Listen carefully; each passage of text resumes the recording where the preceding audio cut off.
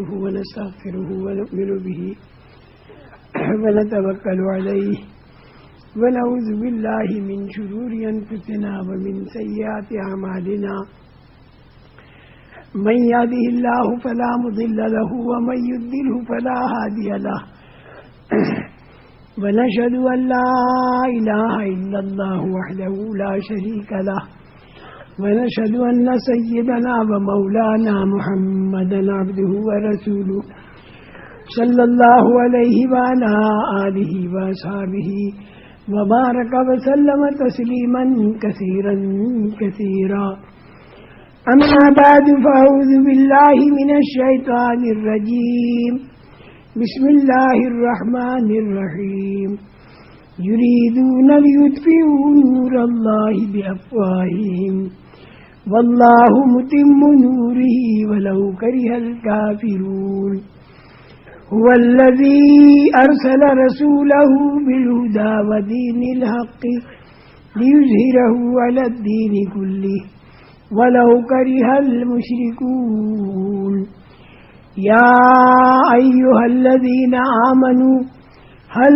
أدلكم على تجارة تنجيكم من عذاب أليم تؤمنون بالله ورسوله وتجاهدون في سبيل الله بأموالكم وأنفسكم ذلكم خير لكم إن كنتم تعلمون يغفر لكم ذنوبكم ويدخلكم جنات تجري من تحتها الأنهار ومساكن طيبة في جنات عدن ذلك الفوز العظيم وأخرى تحبونها نصر من الله وفتح قريب وبشر المؤمنين.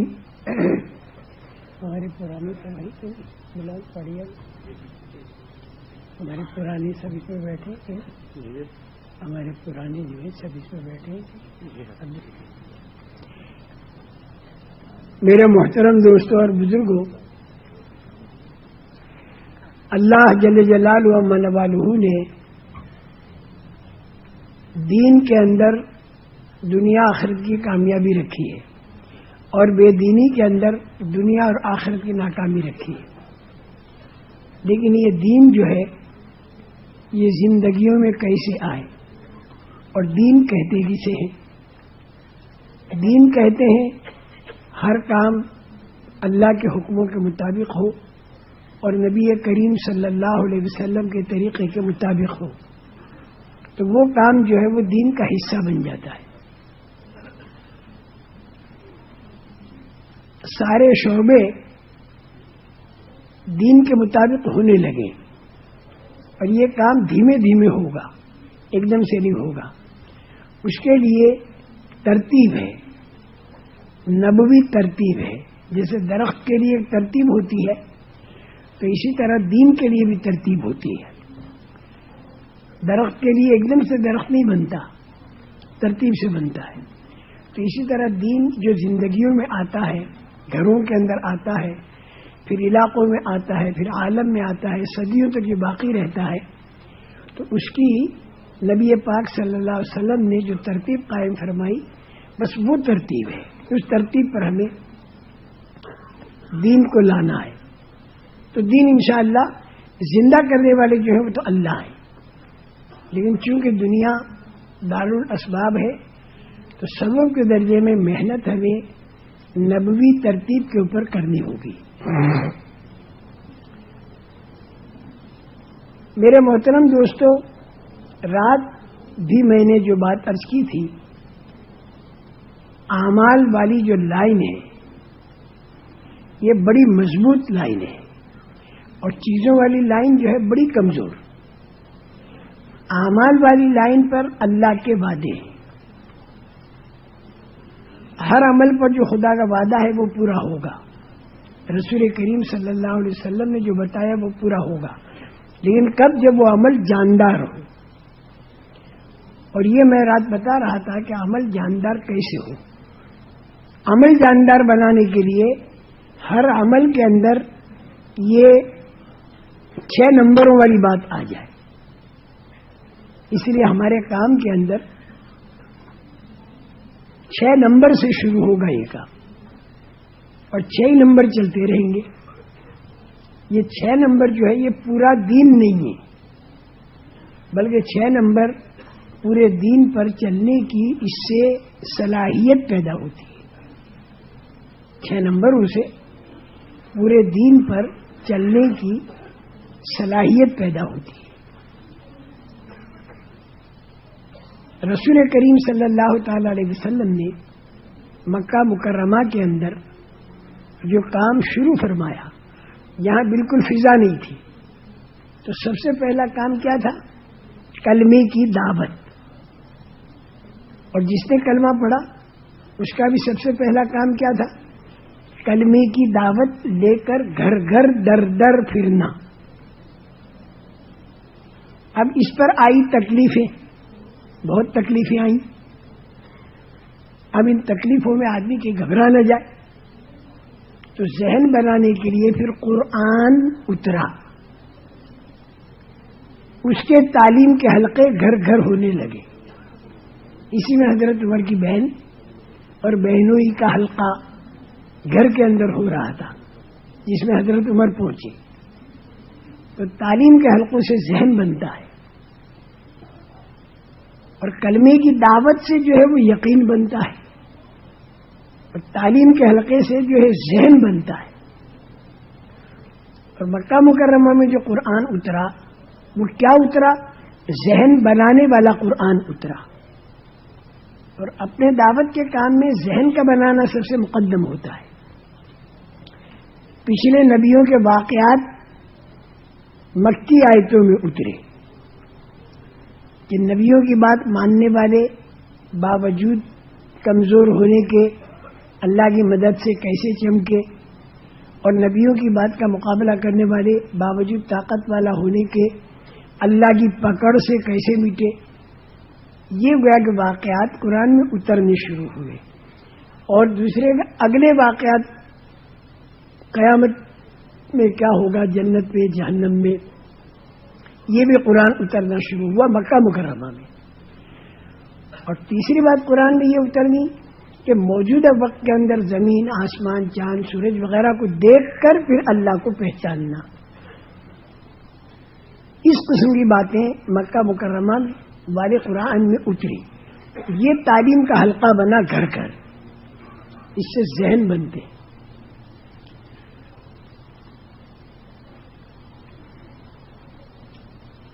اس کے بعد ساتھ ساتھ میں تیسری چیز جو چلی ہے مکہ مکرمہ میں، وہ اللہ کا ذکر اور قرآن کی تلاوت اور دعاؤں کا مانگنا. یہ بھی مکہ مکرمہ میں خوب چلا، خوب تلاوت ہوتی تھی. اور چوتھی چیز یہ چلی کہ جب لوگوں نے کلمہ پڑھا تو ان کے گھر والوں نے ان کو الگ کر دیا. کسی قوم کا، کسی خاندان کا ایک، کسی کے دو، انہوں نے کلمہ پڑھا تو کلمہ پڑھنے والے اپنے خاندانوں سے بالکل جدا ہو گئے، ان کو نکال دیا.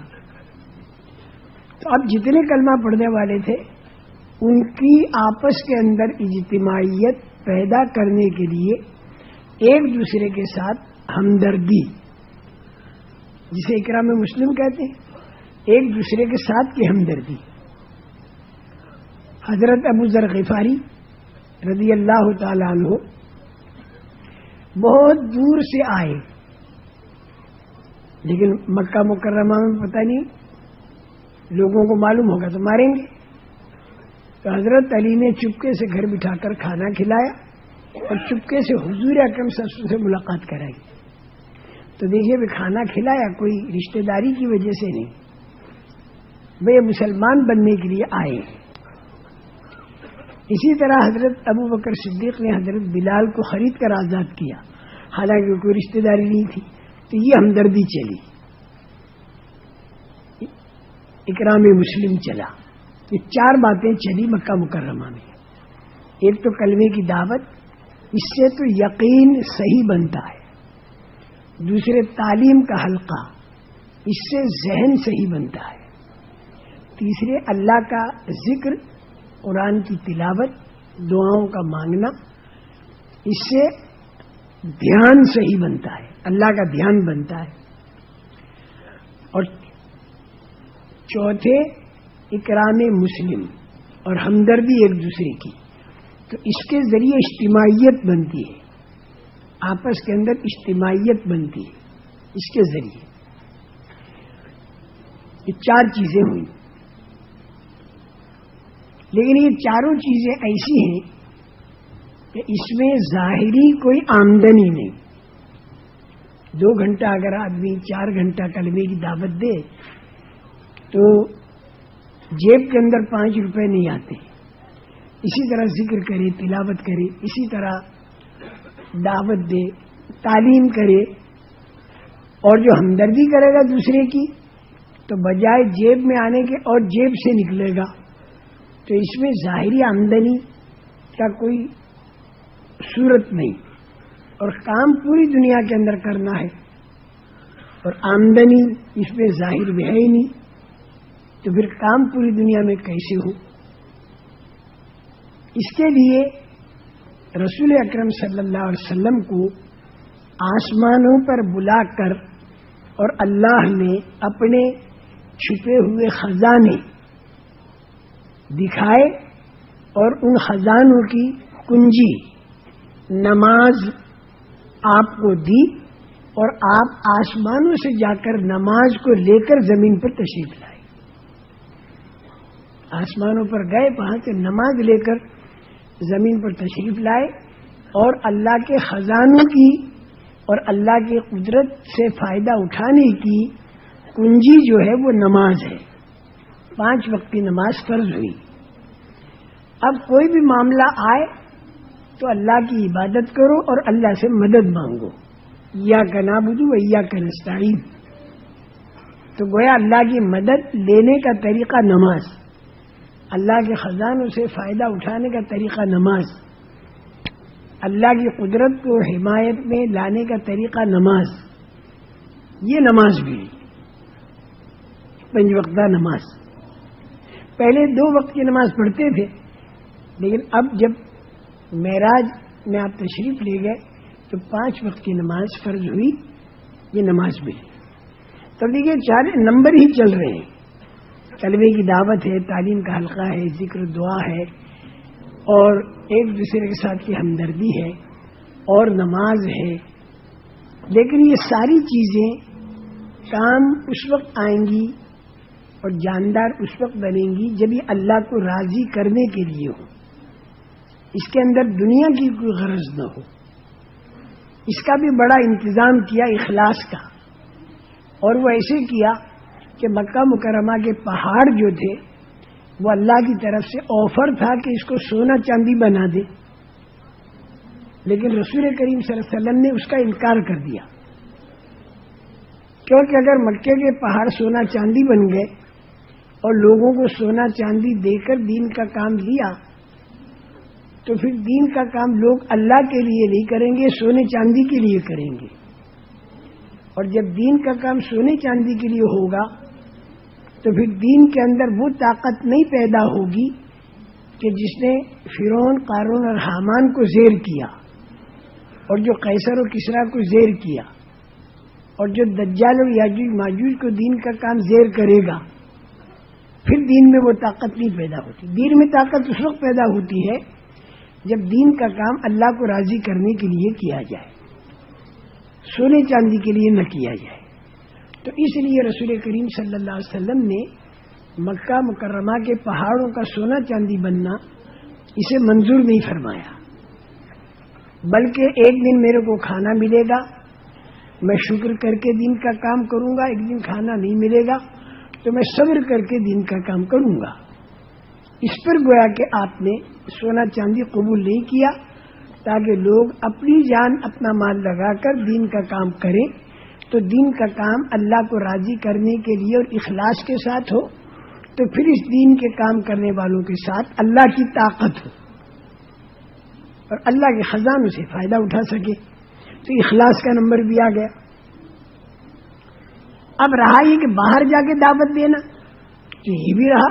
آپ بازاروں میں جاتے تھے، آپ طائف میں تشریف لے گئے مکہ مکرمہ کے اندر، تو یہ جو 6 نمبر بیان کرتے ہیں تو یہ کوئی نئی چیز نہیں، بلکہ ہمارے پاک نبی صلی اللہ علیہ وسلم نے وہ کام شروع اسی طرح کیا، اس سے ذہن بنیں گے. لیکن مکہ مکرمہ میں چونکہ فضا نہیں تھی، تو اس لیے یہ جو کام میں نے بتایا، یہاں تعلیم ہے، ذکر ہے، دعا ہے، تلاوت ہے، نماز ہے، ایک دوسرے کی ہمدردی ہے، یہ سارے کام انفرادی طور پر کیے اور چھپ چھپ کر کیے. وہاں کھل کر کرنے کی چیز نہیں تھی، چھپ کر کیا. عام طور سے چھپ کر یہ سارے کام ہوئے اور الگ الگ ہوئے. انفرادی یعنی الگ الگ، اس کے گھر جا کے، اس کے گھر جا کے، اس کے گھر جا کے. آج بھی جس جگہ پر آپ تشریف لے جائیں، وہاں اگر دین کے کام کی فضا نہیں تو وہاں مکہ مکرمہ والی ترتیب سے خاموشی کے ساتھ الگ الگ مل مل کر کام کیا جائے. آج بھی، بلکہ ساؤتھ افریقہ کے اندر بھی بہت سی جگہ ایسی ہوگی کہ جہاں بالکل کام کی فضا نہیں، بالکل ہمارے کام کی فضا نہیں، تو وہاں پر بجائے کھل کر کام کرنے کے خاموشی کے ساتھ لوگوں سے ملنا اور کام کرنا، انفرادی طور پر اور چپکے چپکے. لیکن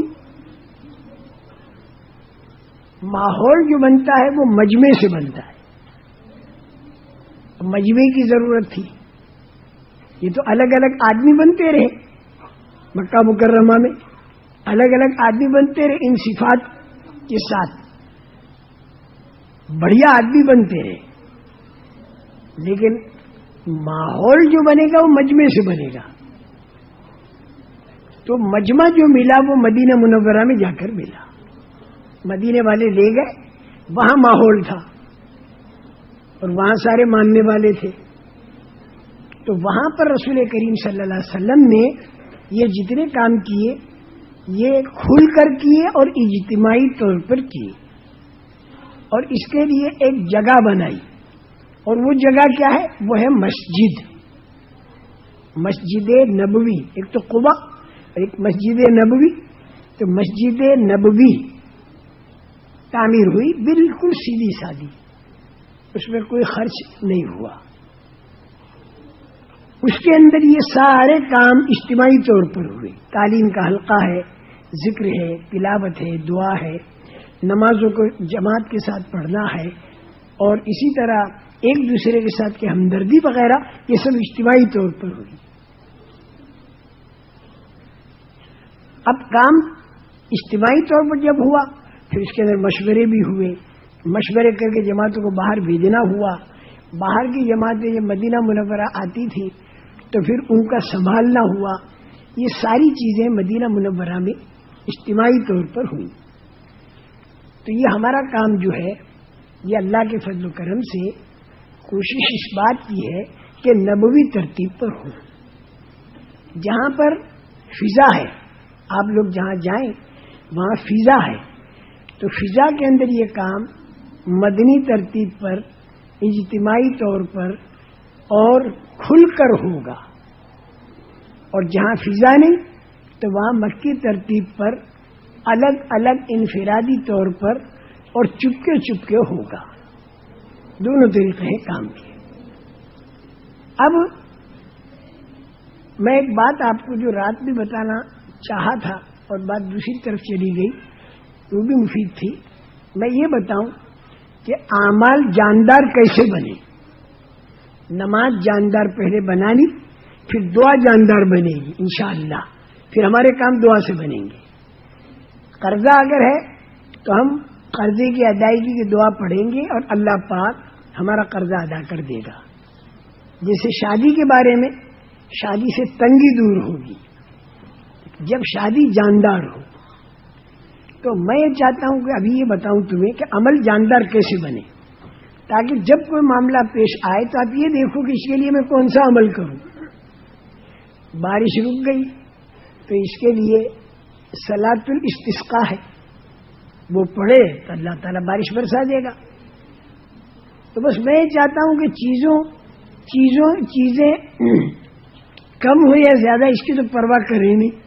ہمارا عمل جو ہے وہ جاندار بن جائے, ہماری نماز جاندار بن جائے, اور ہماری معاشرت یعنی کلچر جاندار بن جائے, ہمارے معاملات اور لین دین یہ جاندار بن جائے, ہمارے اخلاق یہ جاندار بن جائے, ہماری شادیاں یہ جاندار بن جائیں. تو اس پر جو نبی پاک صلی اللہ علیہ وسلم نے بتایا یا جو اللہ پاک نے وعدہ کیا وہ پورا ہوگا. تو ہمارا کوئی معاملہ اٹکے گا تو ہم عمل سے اسے حل کریں گے.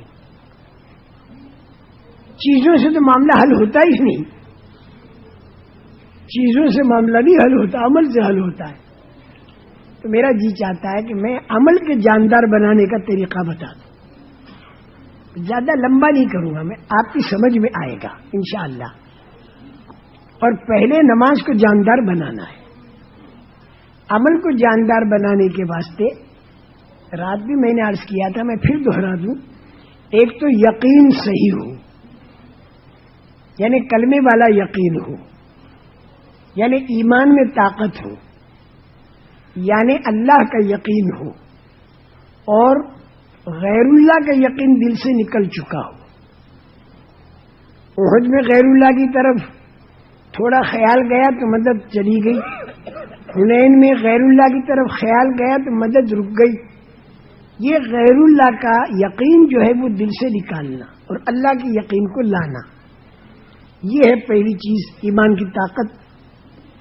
اس کے حاصل کرنے کا طریقہ یہ ہے کہ اس میں دو کام ہم کو کرنے پڑیں گے. ایمان کی طاقت لانے میں دو کام ہم کو کرنے پڑیں گے. ایک تو اللہ کے یقین کا لانا, اور ایک مخلوق کے یقین کا نکالنا. کاروبار اور گھر, ملک اور مال کا یقین نکالنا, میٹریل کا یقین نکالنا. اللہ دکھائی نہیں دیتے تو اللہ کا یقین خود نہیں آتا, لانا پڑتا ہے. اور میٹریل دکھائی دیتی ہے, اس کا یقین خود آتا ہے, اسے نکالنا پڑتا ہے. جیسے کوئی ڈبے کے اندر پھل بھرتے ہیں تو اس میں دو کام کرتے ہیں, تو اندر سے ہوا کو نکال دیتے ہیں اور پھل کو بھر دیتے ہیں, پھر بند کر دیتے ہیں, تو وہ پھل اس میں سڑتا نہیں. تو اسی طرح ہمیں دو کام کرنے ہیں. ایک تو میٹریل کے یقین کو دل سے نکالنا ہے, اور ایک اللہ کے یقین کو دل میں لانا ہے. تو اللہ کا یقین دل میں کیسے آئے گا؟ بار بار اللہ کا بولنا, اللہ کا سننا, اس کی قدرت کا بولنا, اس کی قدرت کا سننا, اور اس کے لیے اللہ سے خوب مانگنا. تو اس سے اللہ کا یقین دل میں آئے گا. لیکن میٹریل کا یقین دل سے کیسے نکلے؟ اس کے نکالنے کا طریقہ جو ہے وہ ہے قربانی دینا. جتنی قربانی دیں گے تو میٹریل کا یقین دل سے نکلے گا, چیزوں کا یقین دل سے نکلے گا. اسی قربانی کی عادت ڈالنے کے لیے یہ کہتے ہیں کہ بھائی مہینے میں کم سے کم 3 دن دو, روزانہ کے کم سے کم 2.5 گھنٹے دو روزانہ کے. تب یہ 2.5 گھنٹہ جو دے گا تو لامحالہ بہت سی چیزوں کو چھوڑ کر دے گا. 3 دن کے لیے جو جائے گا تو بہت سی چیزوں کو چھوڑ, اور پھر وہ 3 دن اگر اس نے مقرر کر دیے تو اسی مقررہ 3 دن میں نہ معلوم کتنے کام آئیں گے, اس کو وہ آگے پیچھے کر دے. تو یوں انشاءاللہ اندر ایمان اور یقین بنتا رہے گا انشاءاللہ. تو پہلی چیز جو ہے وہ یقین کا صحیح ہونا, ایمان کے اندر طاقت کا ہونا, مخلوقات کے یقین کا نکلنا, اللہ کے یقین کا دل میں آنا, اور اس کا طریقہ دعوت کی فضا بنانا قربانی کے ساتھ. اور دعوت کی فضا بنانے کا کیا مطلب ہے؟ اللہ کا بار بار بولنا اور اللہ کا بار بار سننا.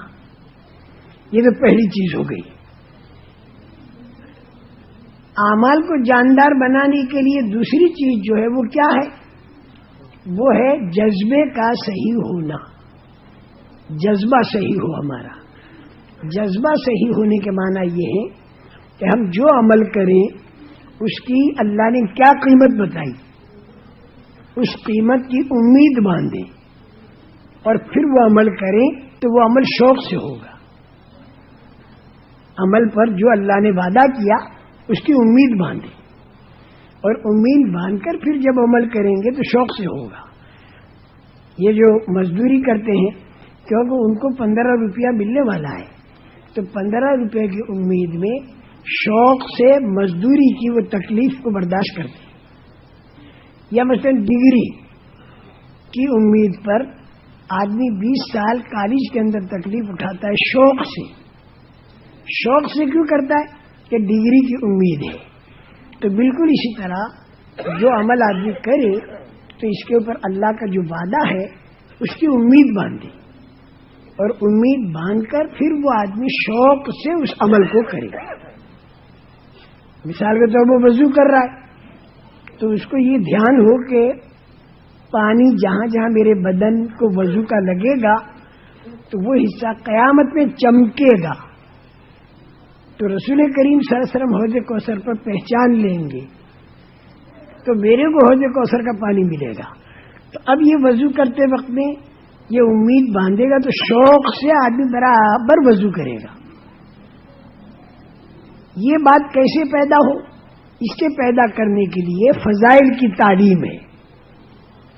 فضائل کی تعلیم، یہ جو فضائل کی ہمارے یہاں تعلیم ہوتی ہے نا، اس سے شوق پیدا ہوتا ہے. آدمی کو معلوم ہوتا ہے کہ اس پر کیا ملے گا. اور کوئی برا عمل ہو تو اس پر اللہ نے اور اللہ کے پیارے نبی صلی اللہ علیہ وسلم نے کیا دھمکی بتائی، وہ دھمکی ذہن میں رہے تو پھر آدمی اس خراب عمل سے بچ.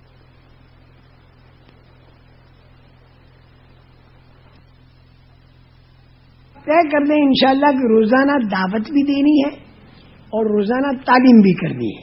2 باتیں ہوئی نا. اچھا، تیسری بات، عمل کو جاندار بنانے کے لیے طریقہ صحیح ہو. اور طریقہ صحیح ہونے کے معنی یہ ہے کہ جو عمل کرے وہ نبی پاک صلی اللہ علیہ وسلم کے طریقے پر کرے، جیسے آپ نے کیا ویسے کرے. اسی کا نام ہے مسئلہ. کہتے ہیں میں مسئلہ بتاؤ، اس کا کیا مسئلہ ہے؟ کیا مسئلہ ہے کہ مطلب کہ اس میں نبی پاک صلی اللہ علیہ وسلم کا کیا طریقہ ہے.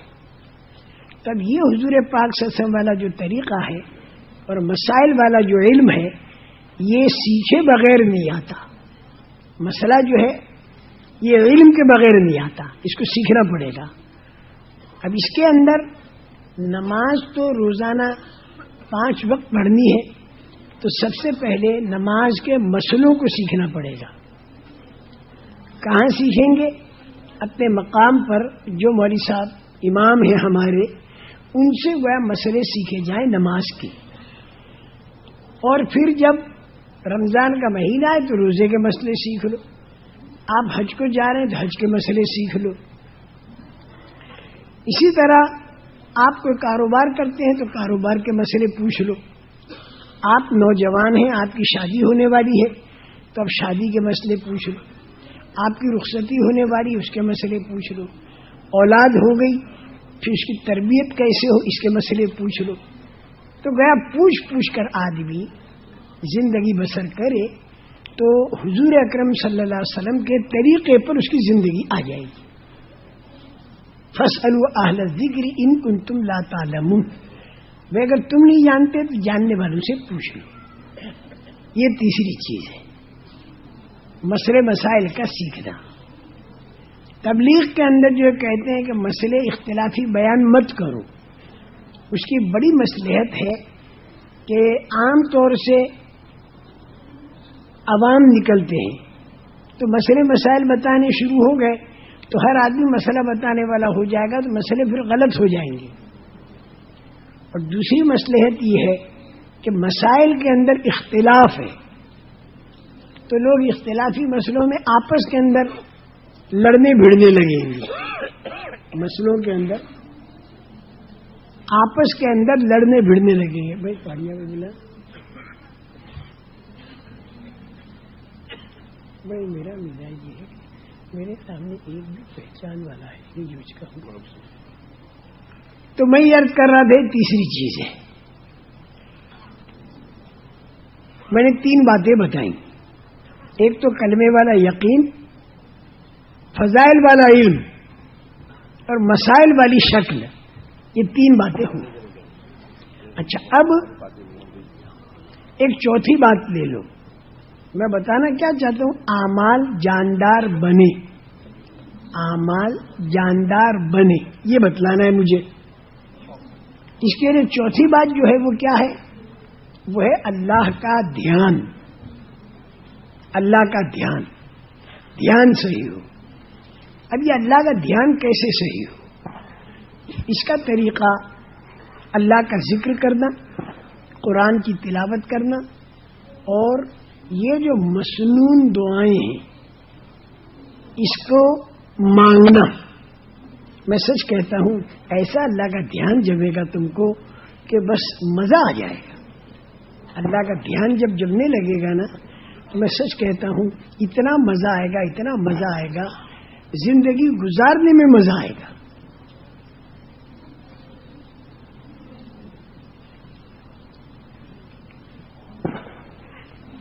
اس لیے کہ یہ کام دنیا ہی میں ہم کر سکتے ہیں، مرنے کے بعد تو پھر اس کا بدلہ ہے.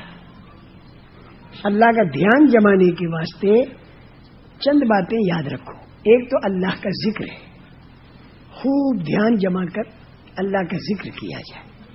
اور ذکر کے اندر یہ 6 تسبیحیں بتائی جاتی ہیں، اس کو معمولی مت سمجھو. یہ 6 تسبیحیں خوب اللہ کا دھیان جما کر کی. سبحان اللہ والحمد للہ ولا الہ الا اللہ واللہ اکبر، ساتھ میں اگر ولا حول ولا قوت الا باللہ العلی العظیم، اللہ کا دھیان جما کر یہ تسبیح پڑھی جائے. اور درود شریف اور استغفار. استغفار بھی پڑھنے کی ایسی مشق کرو کہ جیسے ایک مجرم معافی مانگ رہا ہے، ایک مجرم معافی مانگ رہا ہے، یہ انداز ہو استغفار کا. خوب جی لگا کر یہ 6 تسبیح اور قرآن پاک کی تلاوت، خوب اللہ کا دھیان جما کر، اور 24 گھنٹے کی جو سنت دعائیں ہیں اس کو مانگنا. ایک تو ہے پڑھنا اور ایک ہے مانگنا. ایک تو ہے پڑھنا اور ایک ہے مانگنا. تو دعا جو ہوتی ہے وہ پڑھنے کی چیز نہیں ہوتی، دعا جو ہوتی ہے وہ مانگنے کی چیز ہوتی ہے. اگر کوئی پڑھے دعا تو بھی اسے ثواب ملے گا، لیکن اصل مانگنا ہے، اللہ سے مانگنا، یعنی مانگنے کی کیفیت ہو. پڑھنے کے اوپر کا درجہ مانگنا. جیسے پڑھنا اور مانگنا میں فرق بتاؤں. ایک آدمی کسی کے پاس گیا، اسے پیسے چاہیے، تو ایک تو وہ یوں کہے کہ میں بہت ہی محتاج ہوں، میرے کو اتنے روپے کی ضرورت ہے، اس کا نام تو ہے پڑھنا. اور ایک ہوتا ہے مانگنا، بھائی مجھے بہت ضرورت ہے، میرے چھوٹے چھوٹے بچے ہیں، لڑکی کی شادی ہونے والی ہے، ذرا میرے کو اتنے روپے دے دو. یہ مانگنا ہے. تو دعا مانگنے کی ترتیب پر، مسنون دعائیں جو ہیں اسے یاد کرو اور مانگنے کی ترتیب. اب رات کو آپ سو رہے ہیں تو سوتے وقت میں جو دعا ایک تو یاد ہے بہت زبانی کی فر فر فر فر پڑھ دی، ثواب اس کا بھی ملے گا. اور ایک یہ اللہم انی اسلمت الیک، اللہ وجہت وجہی الیک وفوضت امری الیک والجأت ظہری الیک رغبتاً ورہبتاً الیک لا ملجأ ولا منجأ منک الا الیک آمنت بکتابک الذی انزلت وبنبیک الذی ارسلت. اس کے معنی بھی سمجھ میں آ رہے ہو. اللہ سے مانگ رہا ہے، یہ آدمی اللہ سے مانگ رہا ہے. بڑی عجیب چیز ہے. اللہ کے فضل و کرم سے جماعتوں میں پھر کر مسنون دعائیں ہمارے بھائیوں کو اچھی یاد ہو گئی، لیکن مانگنے کی عادت ڈالو. اس میں مانگنے میں ذرا دھیان جمانا پڑے گا. نماز بھی پڑھو تو سورہ فاتحہ جو پڑھو مانگنے کی نوعیت ہو، مانگنا جب مانگ رہے ہو، اور پھر اللہ پاک اس کا جواب بھی دیتے ہیں. یہ ہمارے پیارے نبی صلی اللہ علیہ وسلم نے بتایا کہ اللہ پاک اس کا جواب بھی دیتے ہیں. ہم کہتے ہیں الحمدللہ رب العالمین، تو اللہ تعالیٰ اس کا جواب دیتے ہیں حمیدنی عبدی، میرے بندے نے میری تعریف کی. پھر ہم کہتے ہیں الرحمن الرحیم، تو اللہ جواب دیتے اسنا علیہ عبدی، میرے بندے نے میری ثنا کی. پھر ہم کہتے ہیں مالک یوم الدین، تو اللہ کہتے مجدنی عبدی، میرے بندے نے میری بزرگی بیان کی. پھر ہم کہتے ایاک نعبد و ایاک نستعین. تو اس پر اللہ تعالیٰ کہتے ہیں کہ اس میں میری بھی ہے اور تیری بھی ہے. عبادت تو اللہ کی اور مدد بندے کی. اس کے بعد جو اہدنا الصراط المستقیم سے ولضالین تک جو ہے، یہ 3 آیتیں تو خالص بندے کے لیے دعا ہے.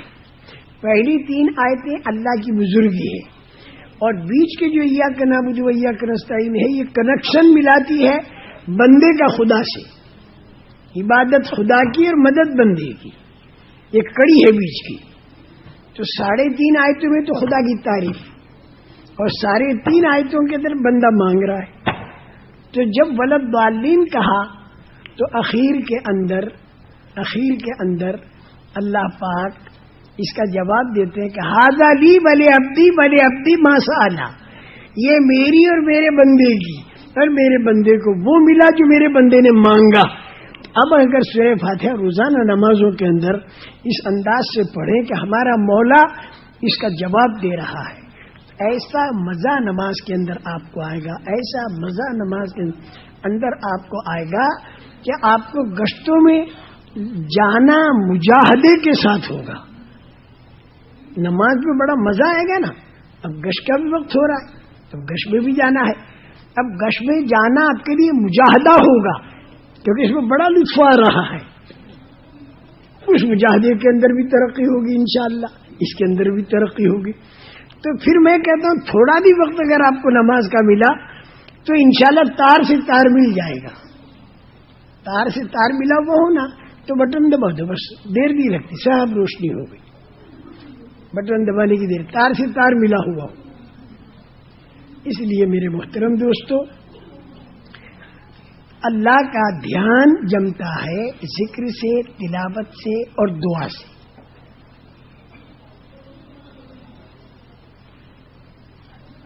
پہلے نماز میں جمے گا، اور پھر انشاءاللہ آپ تجارت کرو گے تو تجارت میں بھی اللہ کا دھیان ہوگا، کیونکہ نماز پڑھ کے آئے ہو، نماز میں کھڑے ہو کر آئے ہو، نماز میں اللہ کو بڑا کہا ہے آپ نے، اللہ اکبر.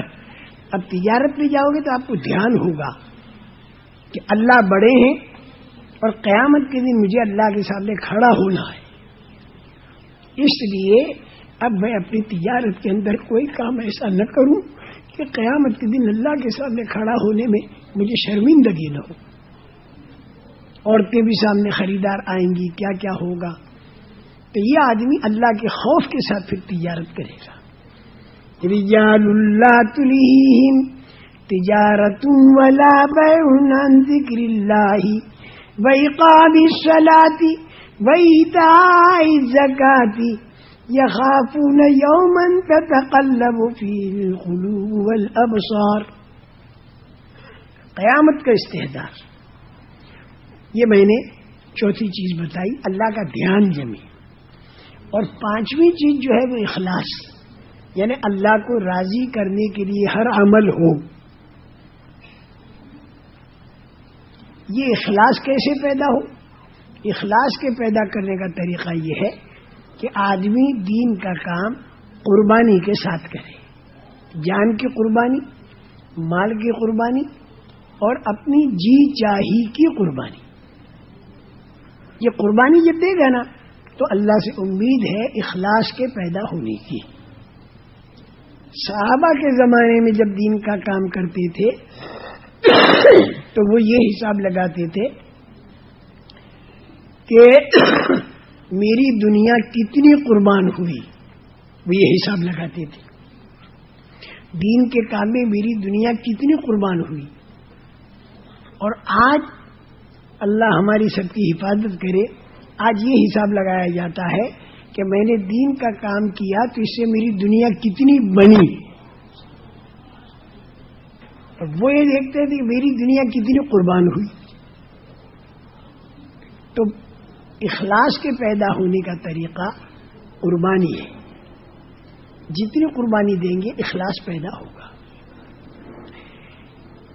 اللہ کو راضی کرنے کے لیے تھوڑا عمل جو ہے یہ بھی بہت کچھ دلوائے گا، اور اگر اخلاص ہے، اخلاص نہیں ہے تو زیادہ عمل بھی کرے گا تو پھر اس کا نتیجہ کچھ بھی نہیں نکلے گا۔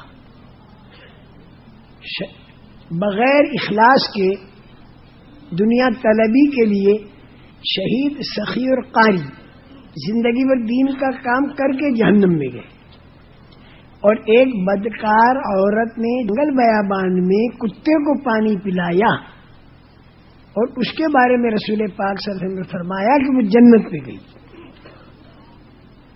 کیونکہ اس کو اللہ کی نسبت مل گئی، کیونکہ وہ کتا کہیں جا کے تعریف نہیں کرے گا، کتا کہیں جا کے تعریف نہیں کرے گا، اور جنگل میں کوئی دیکھنے والا نہیں سوائے اللہ کے، اس پر اللہ کی نسبت اسے مل گئی۔ اللہ کی نسبت جو ملتی ہے وہ اخلاص سے ملتی ہے، اللہ کو راضی کرنے کا جذبہ۔ اور یہ کبھی ذہن میں مت لانا کہ صاحب یہ تو اندھیر نگری ہوئی کہ بدکار عورت وہ تو کتے کو پانی پلائے اور جنت پہ چلی جائے، اور جو زندگی بھر جہاد کرتا رہا، قرآن کی خدمت کرتا رہا، مال لگاتا رہا اور وہ جہنم میں چلا گیا، تو اندھیر نگری ہوئی؟ اندھیر نگری بالکل نہیں۔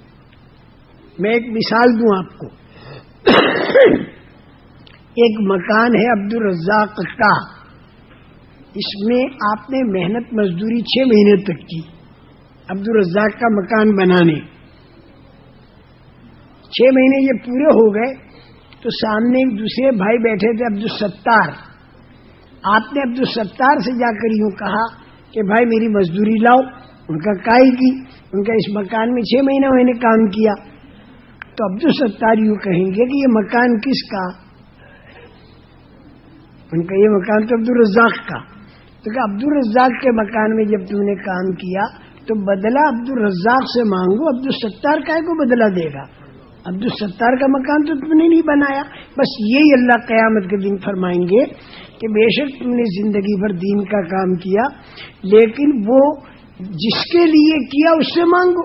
تم نے تو نفس کے لیے کیا نا، تو اپنے نفس سے بدلہ مانگو۔ میں تو بدلہ اس کام کا دوں گا جو میرے لیے کیا ہوگا۔ تو بدکار عورت نے میرے لیے اگر ایک کتے کو پانی پلایا تو میں نے اس کے بدلے میں جنت دے دی، اور تم نے زندگی بھر دین کا کام کیا تو میرے سے کیا بدلہ مانگتے ہو؟ تم نے میرے لیے تو کیا ہی نہیں۔ اس لیے میرے محترم دوستوں اور بزرگوں، ہم لوگوں کو اس کی بڑی فکر کرنی چاہیے کہ ہماری نیتوں میں اخلاص پیدا ہو۔ اس کو اللہ تعالیٰ سے بہت مانگنا بھی چاہیے، اور اللہ کی رحمت سے نا امید نہیں ہونا چاہیے، امید رکھنی چاہیے، لیکن ہمیں فکر مند رہنا چاہیے۔ اپنے بارے میں ہمیں فکر مند رہنا چاہیے۔ زیادہ ڈرنا بھی اچھا نہیں، زیادہ ڈرو گے نا تو مایوسی پیدا ہو جائے گی۔ زیادہ ڈرنا بھی اچھا نہیں، زیادہ خوف اگر ہوگا تو آدمی کے اندر پھر مایوسی کے آنے کا خطرہ ہے، اور مایوسی کفر ہے۔ اللہ کی رحمت کی امید باندھنی چاہیے، اللہ کی رحمت کی امیدوں پر ہمیں چلنا چاہیے، اللہ کی رحمت کی امید پر ہمت کے ساتھ ہم کام کریں۔ لیکن اللہ کی رحمت کی امید ایک حد تک تو ٹھیک رہتی ہے، لیکن وہ امید حد سے آگے بڑھ جاتی ہے تو پھر نقصان ہوتا ہے۔ اللہ کی رحمت کی امید اگر زیادہ بڑھ جائے تو پھر آدمی کے اندر 2 خرابیاں پیدا ہوتی ہیں۔ ایک خرابی تو یہ پیدا ہوتی ہے کہ پھر آدمی کام کے اندر ڈھیلا پڑ جاتا ہے، سست بن جاتا ہے، یہ کہہ کر کہ بھئی اللہ بڑا غفور الرحیم ہے، اور بھئی اللہ ہی کرنے والا ہے، ہم سے کیا ہوتا ہے، یہ جملہ زبان سے نکالا اور کام سے بے فکری آنی شروع ہو جاتی ہے۔ ایک تو نقصان یہ ہوتا ہے، اور اللہ کی رحمت کی امید جب حد سے زیادہ بڑھ جائے تو دوسرا نقصان یہ ہوتا ہے کہ یہ آدمی گناہوں کے اوپر جری بن جاتا ہے کہ بھئی اللہ تو معاف کرنے والا ہے۔ یہ 2 خرابیاں آ جاتی ہیں جب رحمت کی امید حد سے آگے بڑھ جائے۔ تو اس کو کنٹرول میں لانے کا طریقہ یہ ہے کہ پھر اللہ کے خوف کو بھی پیدا کرنا چاہیے، اللہ کی پکڑ سے ڈرنا چاہیے۔ اور یہ خوف جو ہے اللہ کا، جتنا اللہ سے قریب ہوگا اتنا آدمی اللہ سے زیادہ ڈرے گا. رسول کریم صلی اللہ علیہ وسلم فرماتے انی اخشاکم و اتقاکم، میں تم سب سے زیادہ اللہ سے ڈرنے والا ہوں.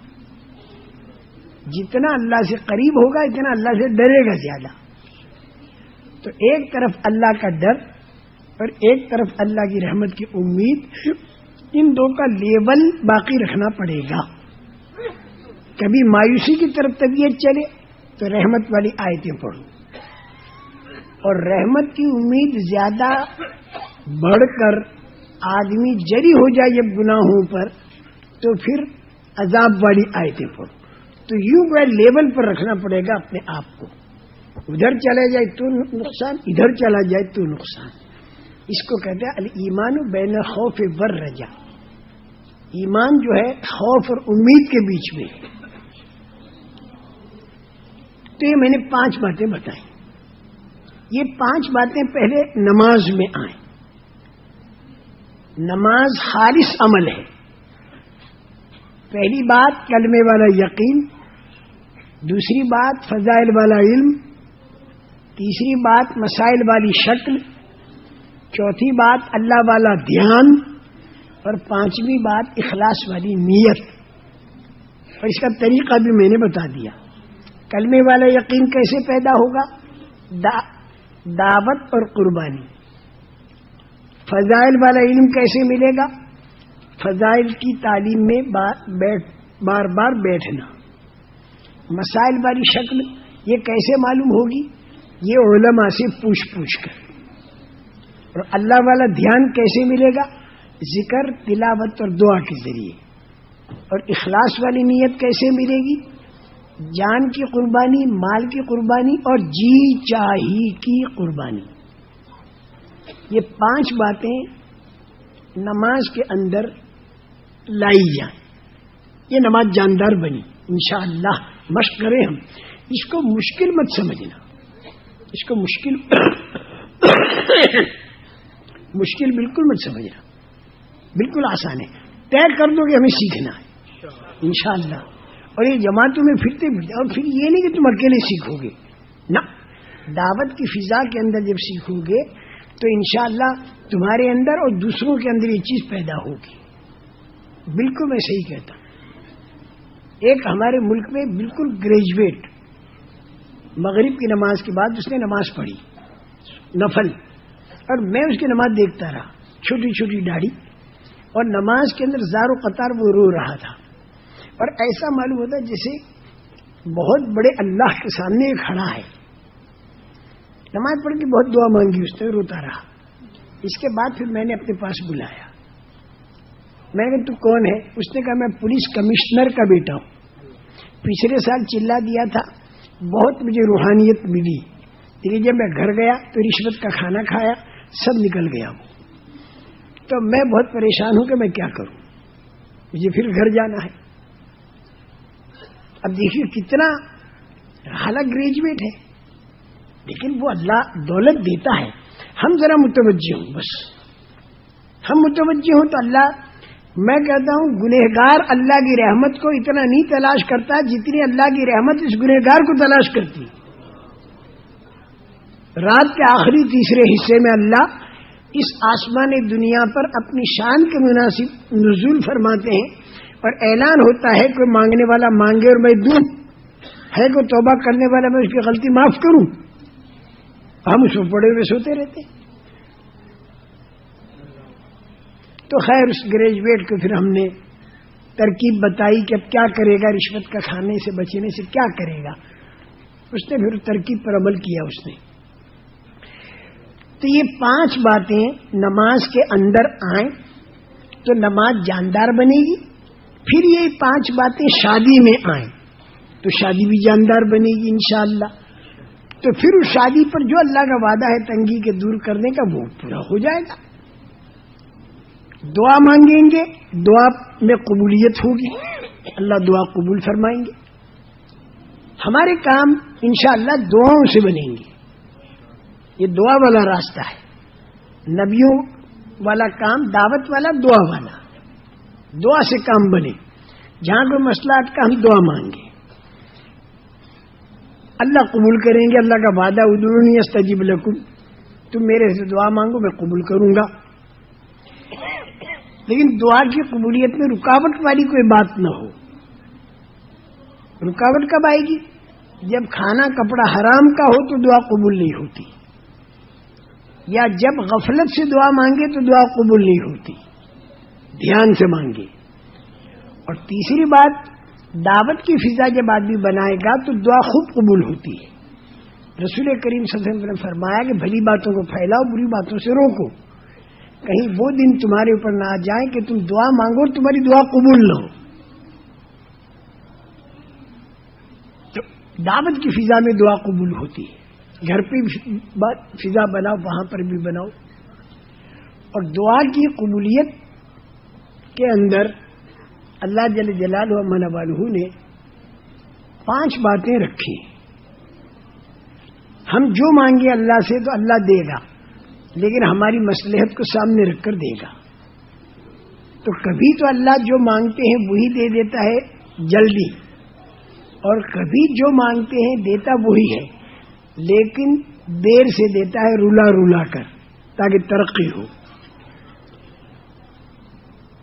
روحانی ترقی ہو. رونا پسند آ چکا ہے تیرا، کام تیرا بنے گا تو میرے سامنے روئے گا کون؟ اللہ کو پسند آ چکا ہے تو اس لیے بعض مرتبہ دیتے ہیں لیکن ذرا دیر سے دیتے ہیں، رولا رولا کر. اور تیسری ترتیب خدا کے ہاں یہ ہے کہ جو مانگا وہ مصلحت کے مناسب نہیں، کوئی اور چیز ہے مصلحت کے مناسب، جو مانگا وہ نہیں دیتے، جو مصلحت کے مناسب ہے اللہ وہ دیتے. یہ تیسری ترتیب. اور چوتھی ترتیب خدا کے ہاں دعا کی قبولیت کی یہ ہے کہ جو مانگا وہ تو نہیں دیا، لیکن کوئی بلا آ رہی تھی، اللہ نے اس بلا کو روک دیا. اس لیے وہ بلا آتی تو سب ختم کر دیتی، بلا رک گئی. اور 5ویں ترتیب دعا کی قبولیت یہ ہے کہ اللہ نے ریزرو کر دیتے ہیں دعا کو، اور آخرت میں جا کر دیتے ہیں بہت زیادہ. تو آدمی وہاں تمنا کرے گا کہ دنیا کی ساری دعائیں آخرت کے لیے ریزرو رہتی تو اچھا تھا. یہ 5 ترتیبیں ہیں دعا کی قبولیت کی. کبھی جو مانگا وہی دیا جلدی، کبھی دیر سے، کبھی کچھ اور دیا، کبھی بلا دور کی اور کبھی آخرت میں دیا. تو دعاؤں کے مانگنے کے اندر ہم کسر نہ چھوڑیں، خوب اللہ سے دعائیں مانگیں. میرے محترم دوستو، یہ 5 باتیں جو میں نے بتائیں اس سے تو عمل جاندار بنتا ہے، لیکن عمل کو باقی رکھنے کے لیے ایک چھٹا کام اور کرنا پڑے گا، وہ بہت ضروری ہے. اور وہ چھٹا کام کیا ہے؟ حقوق العباد کی ادائیگی. حقوق العباد کی ادائیگی. لوگوں کا حق اگر دبا دیا تو بنا بنایا عمل جاندار وہ اس کے پاس چلا گیا جس کا حق دبا. جب آدمی کے پاس وہ عمل رہا ہی نہیں تو پھر اس کی تاثیر کیسے ظاہر ہوگی؟ وہ عمل آدمی کے پاس رہے تو اس کی تاثیر ظاہر ہو. تو چھٹی چیز حقوق العباد کی ادائیگی. جس کی زمین دبائی واپس کرے، جس کا پیسہ چرایا واپس کرے، کسی کی غیبت کی تو اس سے معافی مانگے، کسی کا دل دکھایا تو اس سے معافی مانگی. تو یہ عمل آدمی کے پاس محفوظ رہے گا. بس یہ 6 باتیں. اور حقوق العباد کی ادائیگی کے بعد پھر اوپر سے جو ہمدردی کرو گے کسی کی، اس کا نام ہے اخلاق، اور یہ ہے اکرام مسلم. اکرام مسلم سے پہلے حق کا دینا ہے، یہ ضروری ہے. یہ 6 نمبر آ گئے. لیکن ایک بات باقی رہی، وہ یہ کہ اکیلا ایک آدمی یوں چاہے کہ میں اپنے عمل کے اندر یہ 5-6 باتیں لا کر اور اپنے عمل کو جاندار بنا کر اور میں عمل کے ذریعے مسئلوں کو حل کیا کروں، تو یہ اکیلا آدمی اگر کرے گا نا تو اس کے لیے مشکل ہوگی. ماحول کے اندر آسان ہے. ماحول بنتا ہے دعوت سے. ماحول جو بنتا ہے وہ بنتا ہے دعوت سے. تو جب دعوت گھر پر بھی ہو، محلے میں بھی ہو، شہر میں بھی ہو، ملک میں بھی ہو، عالم میں بھی ہو، تو ایک ماحول بنے گا. اس ماحول کے اندر انشاءاللہ ہمارے لیے بھی آسان، دوسروں کے لیے بھی آسان. گریجویٹ ماحول کے اندر آدمی بنتا ہے. اکیلا آدمی گریجویٹ بننا چاہے تو پھر وہ کچا بنتا ہے، پکا نہیں بنتا. تو ماحول بنے گا دعوت سے. اور یہ جو دعوت کے بارے میں بات بتائی جاتی ہے کہ بھائی زندگی میں ایک مرتبہ 4 مہینہ، سال کا چلہ، مہینے کے 3 دن، ہفتے کے 2 گشت، روزانہ کی 2 تعلیمیں ایک اپنے مکان میں ایک، اور اسی طرح روزانہ کے 2.5 گھنٹے، یہ تو بالکل شروع ہے، ابتدا ہے. اور اللہ کا فضل، ہمارے بہت سے کام کرنے والے روزانہ 8 گھنٹہ دے رہے. 8 گھنٹے سے انہیں کم پر نہیں آنا چاہیے، اس سے آگے بڑھنا چاہیے. ہمارے بہت سے بھائی مہینے میں 10 دن جماعتوں میں نکلتے ہیں، تو 10 دن سے 3 دن پر نہ آئیں بلکہ اور آگے بڑھیں. بعض ہمارے بھائی سال کا 3 چلہ دیتے ہیں، تو 3 چلے سے 6 مہینے پر آمیں وہ نیچے نہ اترے. یوں دھیمے دھیمے اگر ہم چلتے رہے تو ہمارا اللہ ایسا قادر مطلق ہے کہ ایک دن اللہ ہم کو ایسا دکھا دے گا کہ ہم بھی دعوت کے کام میں لگے، ہماری عورتیں بھی لگی، ہمارے بچے بھی لگے، اور سارے کے سارے دین کے اور دعوت کے کام میں لگ رہے. کاروبار میں اور گھر میں وقت کم بچ رہا، اور اسی کم وقت میں اللہ برکت دے کر جتنی روزی طے کی ہے وہ اللہ پاک دیتے رہیں گے انشاءاللہ. بڑا قادر مطلق اللہ ہے. یہ 6 نمبر ہم نے آپ حضرات کے سامنے عرض کیے.